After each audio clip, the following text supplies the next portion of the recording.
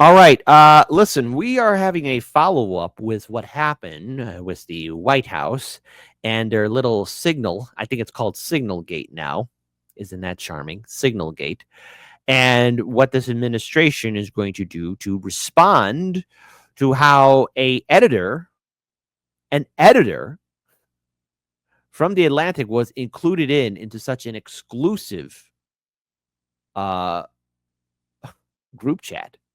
Now, we have brought this up on the show, as have other people as well, about, well, wait a minute. This editor was given a gold mine, something that maybe before Bill Clinton signed the Telecoms Act, in which corporations control all the media, a journalist from the before time would have been foaming at the mouth and been willing to push everyone aside just to get the big old scoop on this story. I mean, we are seeing firsthand overall what this administration was doing and planning in regards for escalating conflict with Yemen due to the fact that there's still an ongoing war in Gaza. Of course, there's continuing military attacks on Lebanon, the crisis in Syria, and the back and forth between Israel and Iran. I mean, this is clearly the Middle East is becoming a powder keg that, if it hasn't exploded already, oh boy, duck and cover. But I want to give a huge shout out to my good friend Nico House. He's been one of the few dauntless individuals that has been speaking truth to power about this story. And I'm pretty sure everyone else, shout out to Jimmy Dore, Dude Dissidents, RBN, and everybody else, INN, everybody that's been talking about the story. But this is the most breaking story and news. And look, I want everyone to understand here that fact right now is that the fact that this editor quickly went ahead and said, look, hey, I'm part of this group chat. I mean, clearly a journalist would want to maybe know a little bit more about it, but knowing what happened to one Julian Assange and a guy who's snowed in somewhere, we know firsthand what happens to journalists and whistleblowers. So there's an element of fear and censorship and suppression and jail time for whistleblowers and journalists who do their job. Editor-in-chief of The Atlantic breaks his story saying that he was accidentally added to a group chat on Signal where Trump's administration was discussing attacking Yemen. And let me just say, as a journalist and as a general political observer, this is one of the strangest stories that I have ever heard. Okay, so boom.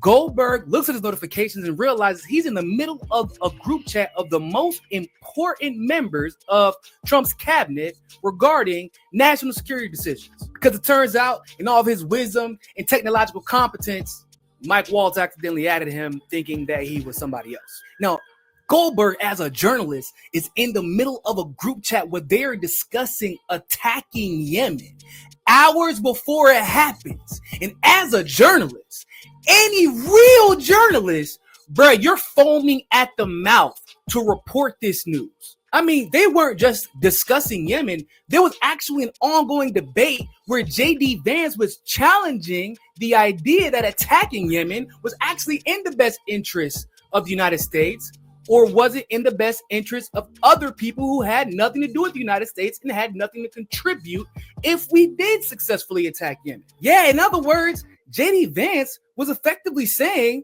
yeah, I know Israel wants us to do this, but I don't see how this really helps us. And not to mention, I'm going to keep my pausing here to a minimum. I promise, because everything that Nico is saying in this video is very true.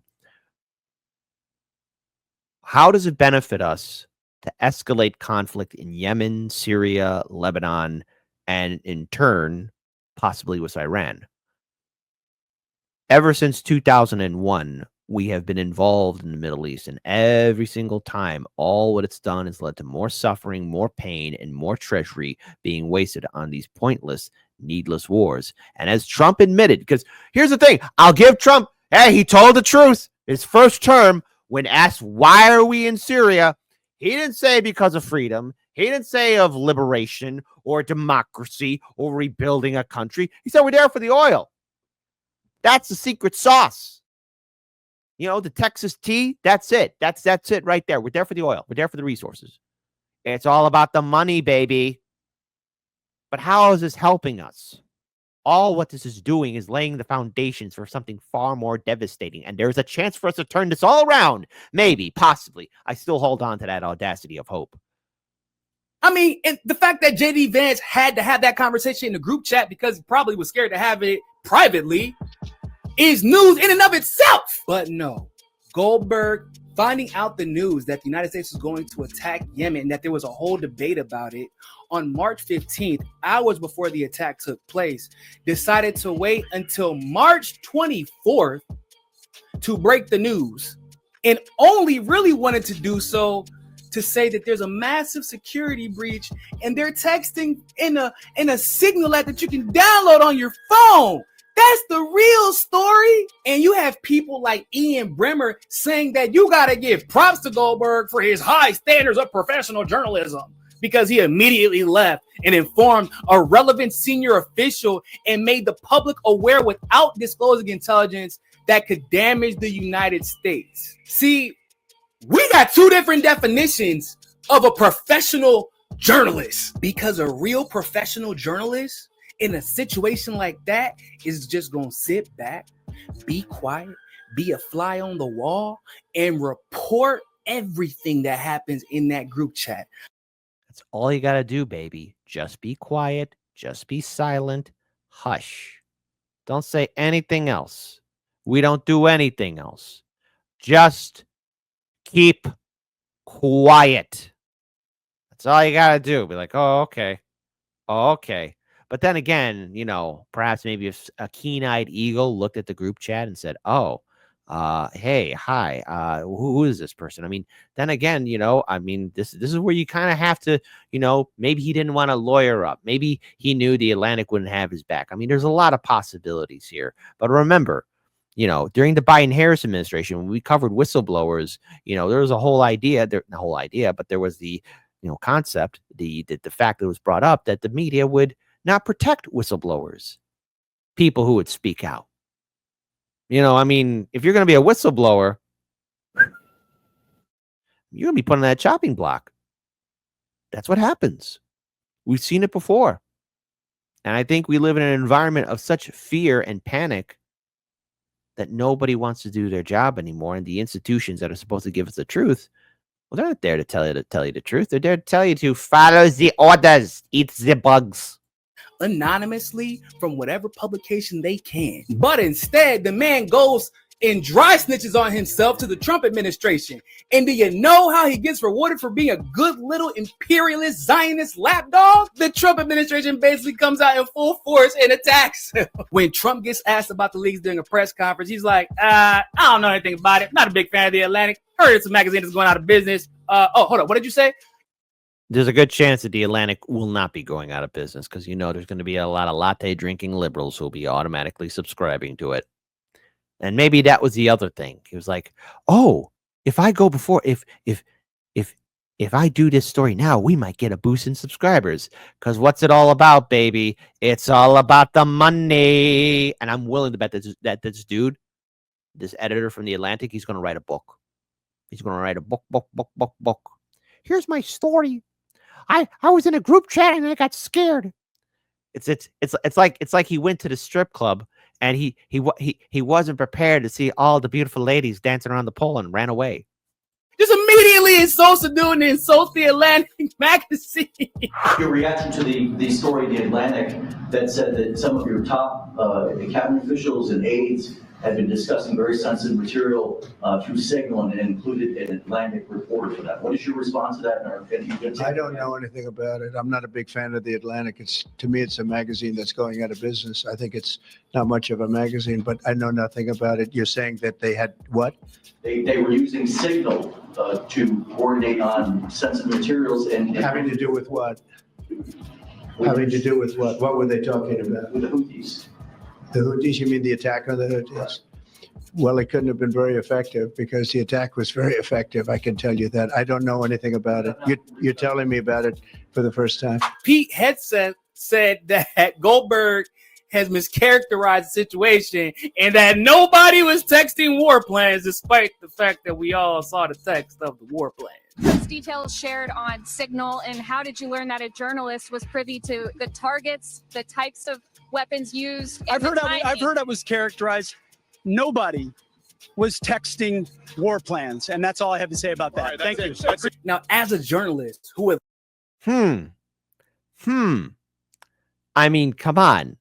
like what was dropped in there. Like, look, we got a couple more videos, especially with Trump even responding to this, because there's also been some breaking news from Hotspot as well. Folks, these discussions were brought before Congress. I mean, so many people are in the hot seat right now. You know, Tulsi Gabbard, she let go of so many people that were having inappropriate messages right now. But who was it? I mean, and on the one hand, there's been the argument that's being brought up that this was all a setup to distract us. On the other hand, you know, people are stupid. I know. Yes. I think we are in the beginning stages of a very grim, dark idiocracy. Not the funny idiocracy directed by Mike Judd, but no, a grim, dark idiocracy where people actually are not paying attention who they're adding into group chats. Because let's face it, I'm just going to let you in on some inside baseball here. For those that are watching, for whatever group chat you're part of, always double check and triple check, because you never know who's watching. You never know who's seeing. And if you send something accidental, I mean, my goodness, it can haunt you. It can get you. You know, and I'm just saying here, the Trump administration and the people who put that chat together should have, could have, must have known better. I mean, always dot your I's and cross your T's, baby. I mean, that's what I've been told. Have loved to be in a situation like that.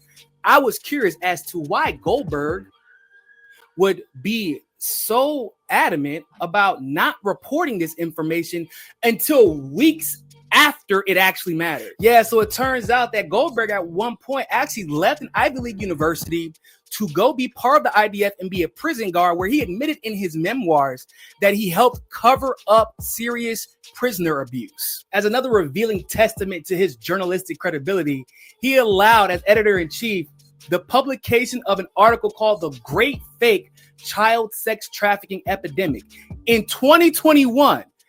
After the Epstein trials. Oh, and here's a picture of the owner of the Atlantic hanging out with Ghislaine Maxwell, but I'm sure the two have absolutely. No, hey, stop asking questions, people. Don't ask questions.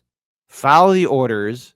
Stop looking. Why are you pointing at this? Absolutely nothing to do with each other. So, like, Goldberg, what did you gain from this? Because now you're just about to be a pariah for the Trump administration and lose all access. Any journalist with a single iota of self-respect for their craft will no longer take you seriously after snitching on yourself instead of riding that train. And I don't know if Trump was telling the truth about the Atlantic possibly going out of business, but now everybody's spending the entire day exposing your ass because you opened your mouth looking for attention 10 days later instead of saying what should have been said when you got the information. So you're probably going out of business sometime soon because ain't nobody going to take y'all seriously anymore. Let this be a lesson to all of y'all. If you want to avoid a train wreck like this shit in the future, don't be like Jeff Goldberg. Report the news when it's supposed to be reported, not when you think it's the most convenient for your Zionist convictions. Oof. Now, of course, Trump, being Trump, when confronted about, well, what was texted out, what was sent out. I mean, our boy from the Atlantic is seen to be drowning in the middle. Are you going to change any of the practices that your national security officials used after a reporter was inadvertently added to a group chat about attacks on Yemen? Well, I think it's a question I've been asked now, and I've given a few answers, and they've all been the same. We have an amazing group. Our national security now is stronger than it's ever been. We have had a very, very successful, numerous attacks in that area. These are people that shoot down ships, not only our ships, ships all over the world. They're shooting down right out of the water and damaging them badly, or they're going down. They're also shooting anything that happens to be flying in the area. We hit them very, very hard. There was no classified information, as I understand it. They used a app, if you want to call it an app, that a lot of people use, a lot of people in government use, a lot of people in the media use. And I think. Are you going to change any? So I also want to add this here too, because this is something that recently happened. I want to give a huge shout out to Hotspot.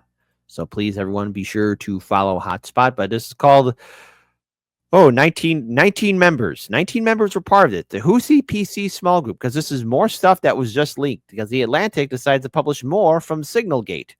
Mike Waltz, team, establishing a principals group for coordination on Houthis, particularly over the next 72 hours. My deputy, Alex Wong, is pulling together a tiger team. Wow. At Deputy's Agency Chief of Staff. Do you like how I added in that little growl right there? Hey, we're having fun here. The meeting in sit room this morning for items, and we'll be sending that out later this evening. Okay, so you got JD Vance, you got TG, Scott B, Pete Hegseth, Brian, you got them all in there. Hold on. Oops. And you got team update from Pete Hegseth. Time now. Weather is favorable. Just confirmed. Setcom. We are go for mission launch. Wow, the F-18s have been launched. Trigger base, F-18, first strike, window starts. They're doing it. Godspeed to our warriors. JD Vance, I will say a prayer for victory. Yes, pray to the God Emperor of mankind. So you got Joe Kent, John Radcliffe. Johnny boy, from CIA perspective, we are mobilizing assets to support now, but a delay would not negatively impact us, and additional time would be used to identify better starting points for coverage on Houthi leadership. Ooh la la. And of course, you got Michael Waltz in there again. The trade figures, we have 15% of global, 30% of container. It's difficult to break down to U.S. specific because much of the container either going through the Red Sea still or around the Cape of Good Hope are components going to Europe that turns into manufactured goods for transatlantic trade to the United States. Whether we pull the plug or not today, European navies do not have the capability to defend against the types of sophisticated anti-ship cruise missiles and drones the Houthis are now using. So whether it's now or several weeks from now, it will be the United States that reopens these shipping lanes. I know Torwin said Trump could have his Teutoburg Forest. Please don't put that evil on us. One Teutoburg Forest was enough. We don't need another one. Okay, don't open an old wound. Quintinius Varus, where are my eagles? And there's been also an update, too, because these videos also recently came out where Tulsi was once again confronted about the leak out. No pun intended. Director Gabbard, were you overseas during any parts of these discussions? Yes, Senator, I was. Were you using your private phone or a public phone for the signal discussions? I won't speak to this because it's under review by the National Security Council. Once that review is complete, I'm sure we'll share the results with the committee. What is under review? It's a very simple question. Are you your private phone or an officially issued phone? What could be under review? National Security Council is reviewing all aspects of how this came to be, how the journalist was inadvertently added to the group chat, and what occurred within that chat across the board. But so you were not going to disclose anything about whether you use the phone. Director. Also, there was another quick follow-up here, too. I just want to make sure that everyone else is able to see it as well. More on the leak out. No pun intended. I got 20 seconds. The deliberation as to whether or not we should launch a strike on another country, would you consider that classified information, Ms. Gabbard? Well, the information was not classified.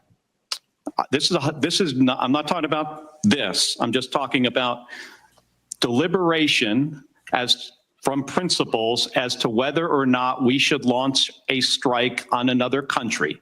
Would you consider that classified information? I'm not talking about what happened this week. There are other factors that would go into determining that classification. Mr. Ratcliffe, the deliberation between principals in our national security apparatus about whether or not to strike another country, would you consider that to be classified information? Pre-decisional strike deliberation should be conducted through classified channels. Thank you. Thank you. Now, the thing is, like, already to all the people who's part, like, if this is the first big scandal for the Trump administration, I mean, it's a big one because you need to know who's part of your group chat or not. Now, NSA Mike Waltz went on Fox News yesterday and said that, don't worry, folks, Elon Musk's team is investigating Signalgate. Here, I'm going to save time, money, effort, and energy for Elon. I'm going to do Elon a favor. Hang on. Are you ready for this? No, and I am not going to play that song. All right. Hotspot, I don't know why the hell you decided to play that or even post that Elon Musk song. I mean, I've seen propaganda from North Korea and all these other propagandas from dictatorships where they're praising the dear leader. I never thought we'd see something like that or equivalent to that here in the United States, but maybe I'll save that for movie night, just to torture the audience. But here's how the Signal Gate leak happened. Moron A decided to put everybody together in a group chat and didn't vet who he was adding into the group chat. That's what happened. Okay, there you go, Kit, everybody. Kit Adrian Cabell solved the mystery. It's over. And roll credit. Just roll credit. There you go. That's all you got to do. Just roll credit. It's over. Hang on. Let's pull this up here. Joining us now, one of the principals who was on that Signal chat, National Security Advisor Mike Waltz. Advisor Waltz, thank you for joining us tonight. The president expressed complete confidence in you today and his entire cabinet. But how did a Trump-hating editor of The Atlantic end up on your Signal chat? Yeah, exactly, moron. How that happened? By the way, Torwin says, why is the FBI and Pentagon not investigating it?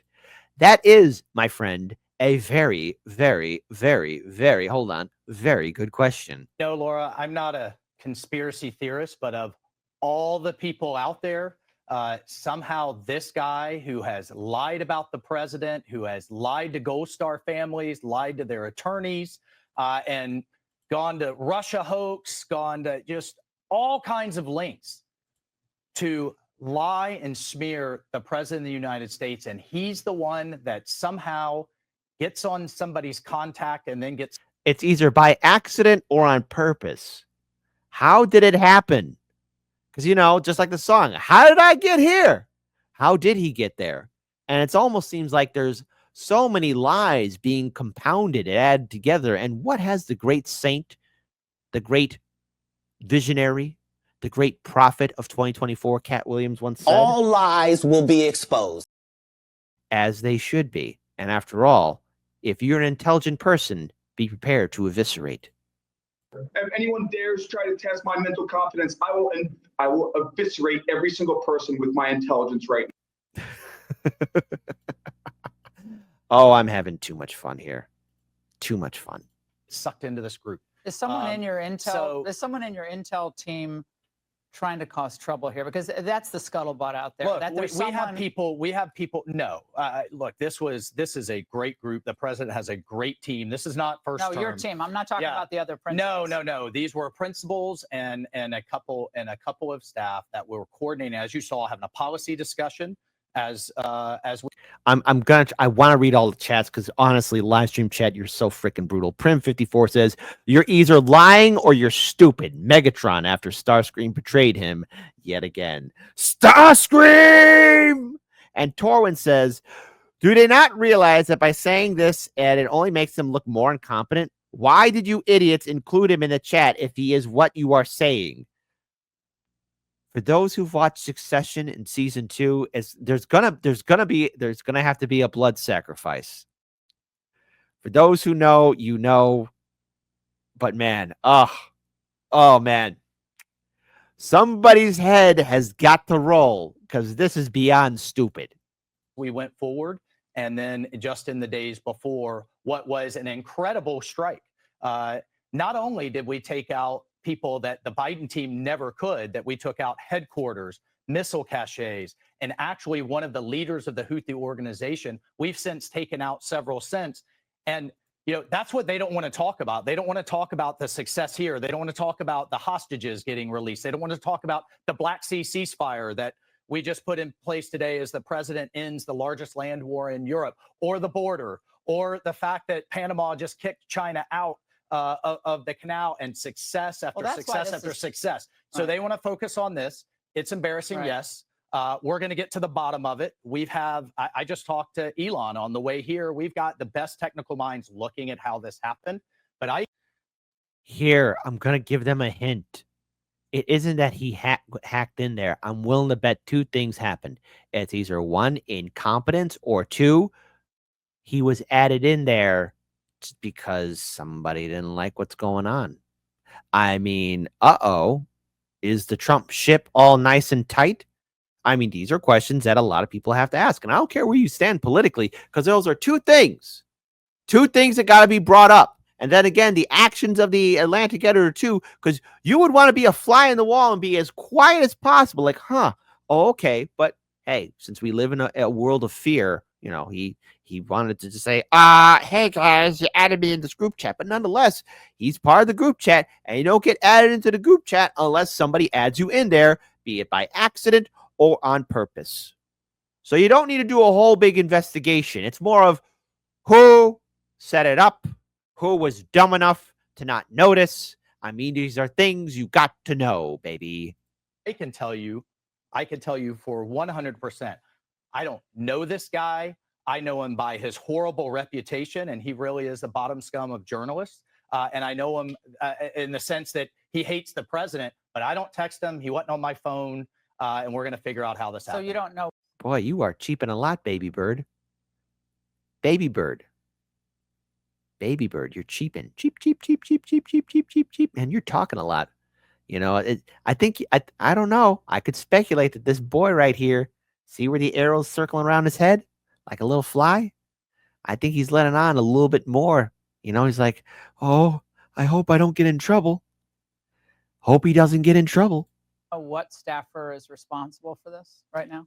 Well, look, a staffer wasn't responsible, and look, I take full responsibility. I built the group to my. Oh,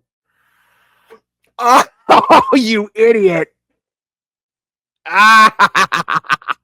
You take full responsibility. You set it up. Hold on, we're gonna rewind that again. Oh, baby, he's out. He's done. He's gotta go. He's gotta go, baby. It's done. Baby bird, you're over. Oh, little baby bird. Oh.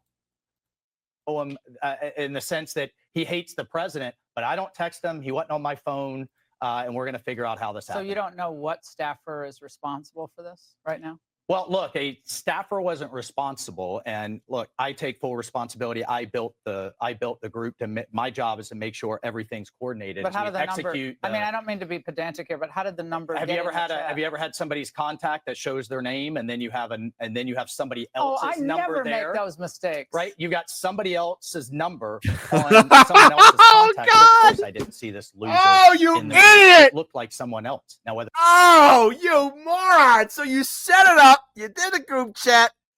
You didn't notice. Oh, he died on his sword. Okay. Hey, be prepared to see him hand in his resignation letter.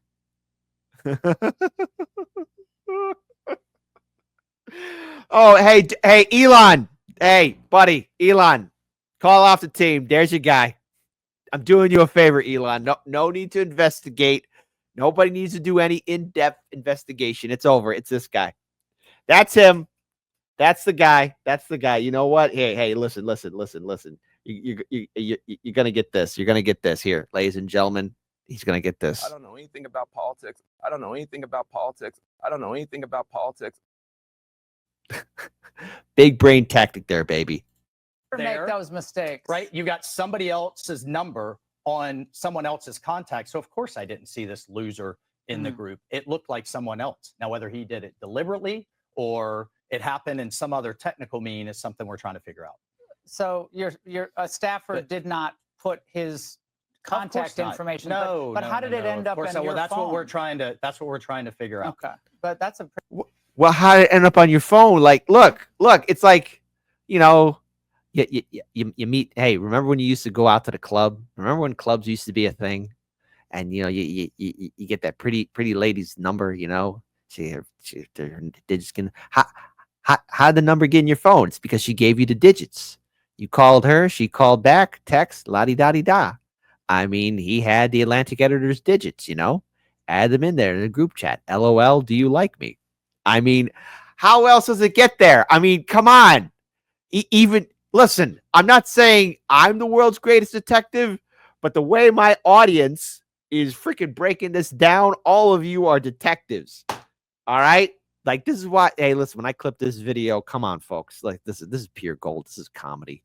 Pretty big problem. That If is there- what if there are that's what numbers, we've got the best technical minds, right? That's and that's disturbing. where I mean, I'm sure everybody out there has had a contact where it was said one person and then a different phone number. But you've never talked to him before, so how's the number on your phone? I mean, I'm not an expert in any. Yeah, baby. How did it get on your phone? It's like when, hey, listen, we've all seen a guy get busted by his lady, or a lady get busted by his guy by their guy because they're texting somebody like, hey, who's this person you're texting?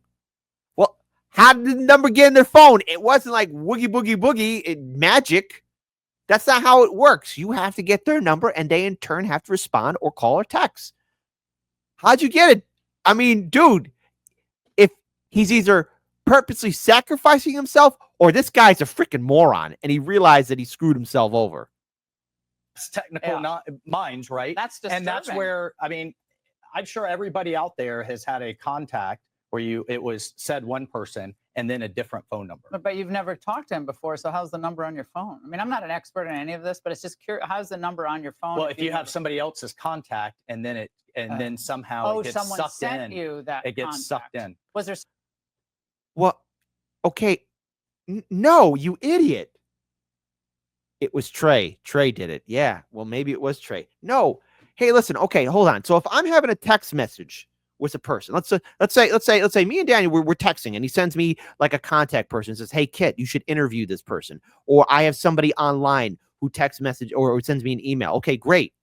The only way I'm going to contact that person is either one, I manually, either on my cell phone, laptop, or computer, their email, or manually on my cell phone, contact their number and call them. That's how it gets saved in your files. And same thing for Signal, because Signal gives you a chance to transfer all your contacts to your other app. Like, don't be stupid here, baby bird. Mike, what? He snitched on himself. Do you really think you're that stupid? Like, listen, hey, dude, are you stupid? I'm going to rewind this again, and we'll play it again. That's disturbing. And that's where, I mean, I'm sure everybody out there has had a contact where it was said one person and then a different phone number. But you've never talked to him before, so how's the number on your phone? I mean, I'm not an expert in any of this, but it's just curious. How's the number on your phone? Well, if you have somebody else's contact and then somehow it gets someone sucked sent in, you that it gets contact. sucked in. Was there someone else supposed to be on the chat that wasn't on the chat that you thought was? So on the chat? person that I thought was on there was never on there. It was this Who guy. was that? What person? Well, I'm not. Look, okay. Laura, I take responsibility. I built the group. Okay. So but look, that's the part that we have to figure out. God, you idiot. We already figured it out. The reason why anything happened is because of you, you moron, you idiot, you clown, you douchebag. See, this story is going to continue to develop, but all it's going to highlight is the incompetency of this administration and who Trump has. I mean, don't think too much into it. Okay. Homie over there just jumped on his sword. That's it. Case closed. It's over. No investigation. No nothing. Human error. Stupidity. Ignorance. Always dot your I and cross your T's. They said 2025 was going to be an interesting roller coaster, but man, I wasn't expecting all this. So on the one hand, you have an editor who has and the Atlantic at too. Right now, they're going to probably get a little big boost in supporters and subscribers. I'm willing to bet that. But also, the fact you had the editor from the Atlantic not even really just cover more into the story, but instead ran away to tell the authorities. And then, of course, you have the Trump administration and their own human error. And of course, hey, just to add a little cherry on top with all the garnishes and everything else, little sprinkles. We have a military conflict in Yemen now. Hooray, everybody, we did it. Another war. Teamwork makes the dream work.